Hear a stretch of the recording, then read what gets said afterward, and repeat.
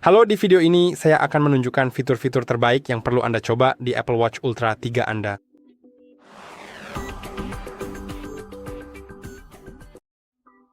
Video ini akan cukup singkat karena saya punya banyak fitur yang ingin saya tunjukkan kepada Anda. Jadi saya akan bergerak cukup cepat.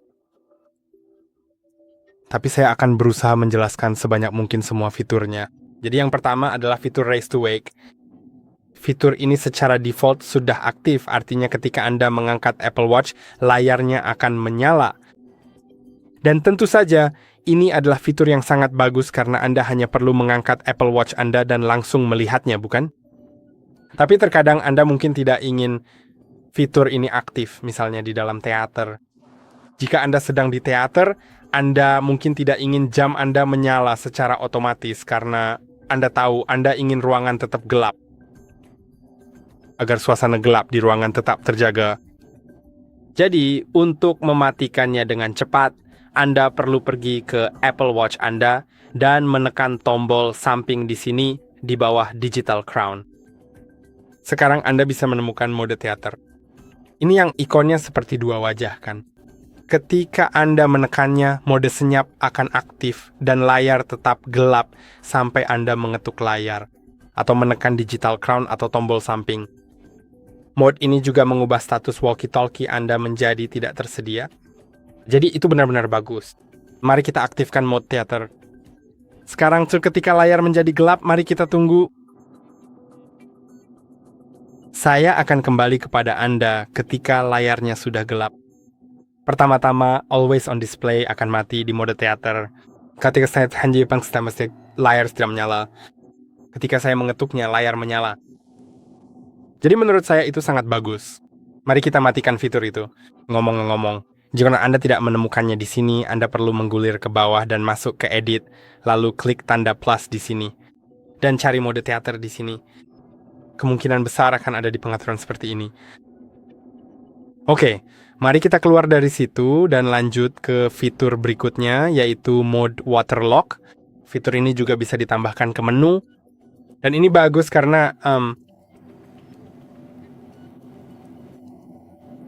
fitur ini tidak membiarkan Anda mengetuk layar. Karena Anda tahu, air kemungkinan besar akan menyebabkan itu. Jadi sekarang Anda bisa lihat, ketika saya mencoba melakukan apapun, saya benar-benar tidak bisa. Dan ini bagus karena air, seperti yang Anda tahu, bisa mengganggu segalanya. Dan apa yang bisa Anda lakukan? Juga tentu saja mengetuk layar akan menyalakannya, tapi tidak lebih dari itu. Dan juga Anda bisa menggunakannya seperti itu. Anda bisa klik di sini atau di mana saja. Tapi ya, pada dasarnya Anda hanya bisa menggunakan Digital Crown itu, dan hanya itu. Dan itu sangat bagus. Jika Anda ingin mematikannya, sebenarnya hal hebat lainnya adalah Anda bisa menekan dan menahan crown, dan itu akan mulai mengeluarkan suara, mengeluarkan airnya. Jadi sekarang, mari kita lanjut ke hal berikutnya, yaitu Always on Display. Saya benar-benar menyukainya. Anda bisa menonaktifkannya untuk menghemat energi, tapi saya suka Always on Display. Saya mengaktifkannya, tapi jamnya tidak ada di pergelangan tangan saya. Jadi itulah sebabnya layarnya tidak muncul. Pada dasarnya fitur ini mengubah tampilan Anda menjadi 1 Hz. Jadi ini menghemat daya dan meredupkan layar Anda, tapi tidak mematikannya. Anda bisa lihat saat ini sedang mati. Tidak, bukan begitu, tapi ya saat saya tidak menggunakannya, jam tangan itu mati. Tetapi saat terpasang di pergelangan tangan saya dan selalu menyala, jam tangan itu selalu aktif. Lalu Anda akan melihat saya bisa menyalakan jam tangan, lalu saya hanya akan menunggu. Ya, sekarang Anda bisa melihatnya dalam mode selalu aktif. Detik berubah setiap 1 detik, bukan setiap setengah detik seperti pada mode standar, dan layarnya diredupkan. Beberapa hal lain mungkin juga dihentikan sementara. Sampai Anda mengklik layar, menggerakkan pergelangan tangan Anda, atau gerakkan pergelangan tanganmu, atau lakukan hal lain. Oke, sekarang mari kita lanjutkan ke hal berikutnya, yang kali ini adalah kustomisasi tombol aksi. Jika Anda pergi ke tombol aksi di sini, Anda dapat menemukan aksi tersebut dan Anda dapat menyesuaikannya. Anda bisa misalnya mengaturnya untuk kembali ke langkah sebelumnya. Dan sekarang mengklik akan mulai merekam jalur Anda. Jadi mari kita lakukan. Sekarang alat itu merekam jalur saya, dan aku akan melakukannya. Sebenarnya, saya akan menghapus jalur tersebut. Saya akan menjelaskan sebenarnya mengapa saya melakukan perubahan arah pembicaraan. Namun sebelum itu, mari kita mulai beraksi. Jadi untuk tindakan yang berbeda, Anda bisa melakukan hal yang berbeda di sini. Aku akan kembali saja.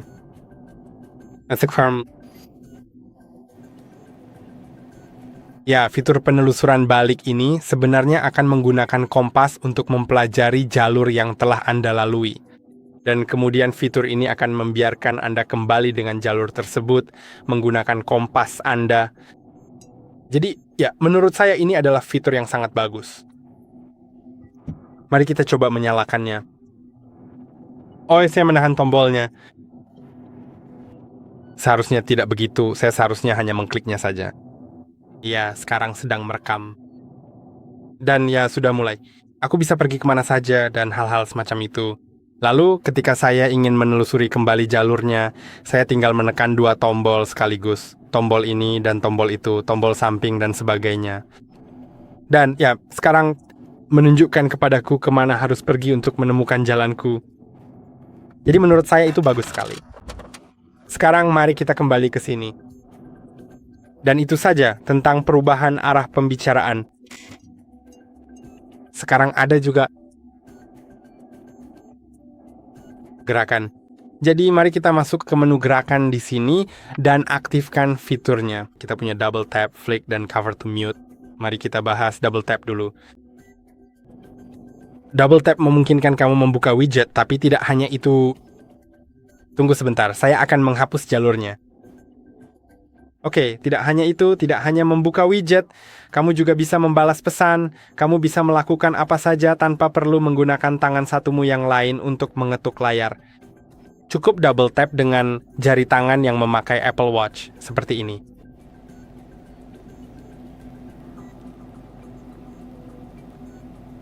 Jadi itu sangat bagus.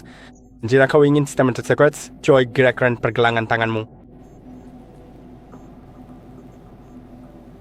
Oke, entah kenapa tidak kembali ke sini, tapi kalau aku di sini, aku bisa menutupnya seperti yang kamu lihat. Dan ada juga fitur cover to mute. Jadi kamu bisa melakukan itu untuk mematikan layar. Oke, aku lupa. Aku mengaktifkan always on display, tapi sekarang layarku menyala saat aku menutupnya, layarnya masuk ke mode always on display. Dan jika ada yang meneleponku, aku juga bisa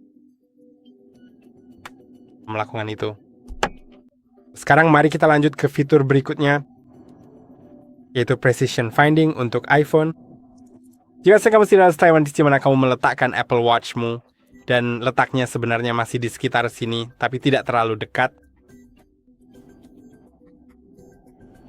Kalau begitu, Anda mungkin perlu mencarinya. Aku akan menyimpannya di suatu tempat. Lalu di iPhone, saya akan mencari. Lalu mari kita cari perangkat, dan mari kita cari Apple Watch saya. Saya rasa ini yang benar, tapi saya tidak yakin.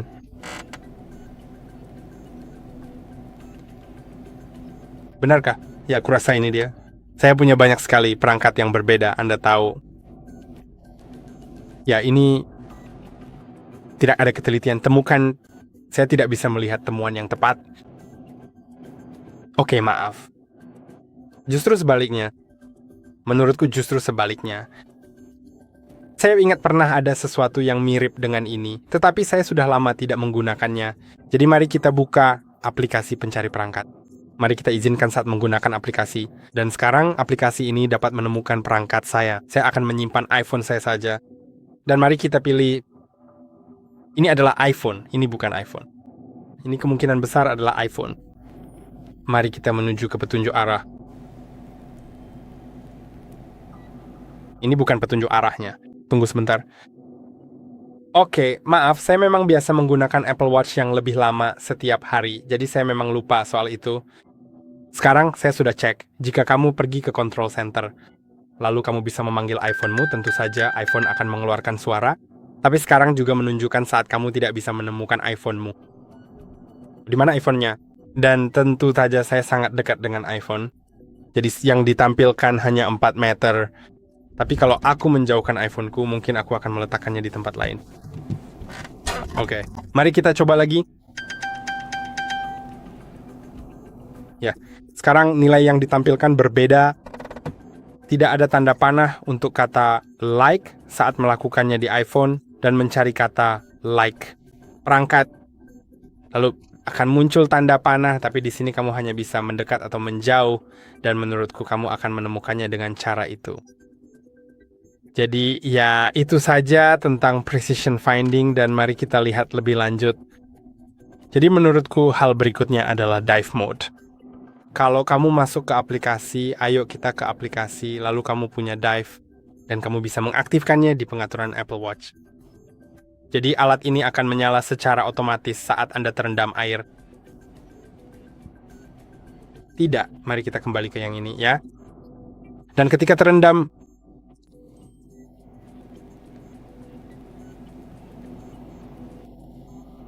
itu memang akan terjadi seperti itu. Anda bisa lihat, sekarang saya sedang mencoba aplikasinya. Saya tidak secara fisik terendam, saya hanya memutar knopnya untuk melihat cara kerja aplikasi dalam demo, dan Anda dapat melihat aplikasi tersebut menunjukkan seberapa dalam saya terendam.